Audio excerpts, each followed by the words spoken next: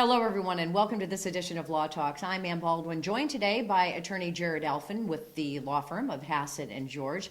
And we're talking today about what if. What if, as a small to medium business, you, for some reason, are sued or served with a lawsuit? First thing you want to do, obviously, is look at it. What am I getting sued for? Okay. Nobody wants to open it initially. Absolutely not. But most importantly, you don't want to just look at the lawsuit and be upset about it and throw it in your pile of papers that you're never going to look at for another month or so. The first thing you want to do is look at it, what am I getting sued for? And you want to call up your lawyer and send it over to him so you know what the next steps are. In Connecticut, there are certain deadlines that the pleadings are going to advance in, and you need to make sure that your lawyer files an appearance so that the lawyer can get involved. If you just let the thing sit, you completely ignore it, one day there's going to be a judgment that's good for 20 years that somebody can come after your company for. Wow, that is scary. So what are some of the things that people actually get sued for? I mean, I guess it would depend upon the business. You know what? It's the United States of America, and people can sue anybody for anything.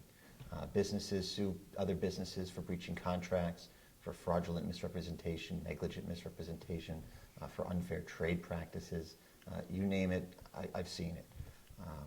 And again, it goes towards making sure that you address this in a timely manner. Well, and that, speaking of that, I know, as a business owner, we get a lot of paperwork. We get inundated with a lot of things.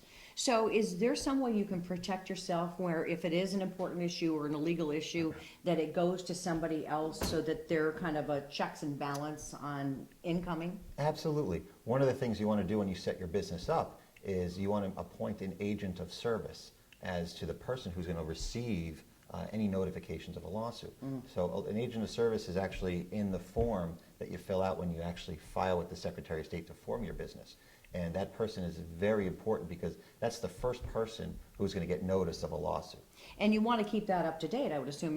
Like myself, I started my business 20 years ago. My agent of service has changed since then. So all you have to do is go to the Secretary of State website and make sure that that information is up to date. Correct. You want to make sure that it gets updated from time to time. If you change lawyers, accountants, addresses, whoever it is, you want to make sure that's up to date because you don't want to wake up one day again and have this judgment hanging over your head saying, I never knew about this. It's because you failed to keep the information updated, and it's your responsibility as a business owner to make sure that's accurate. Okay.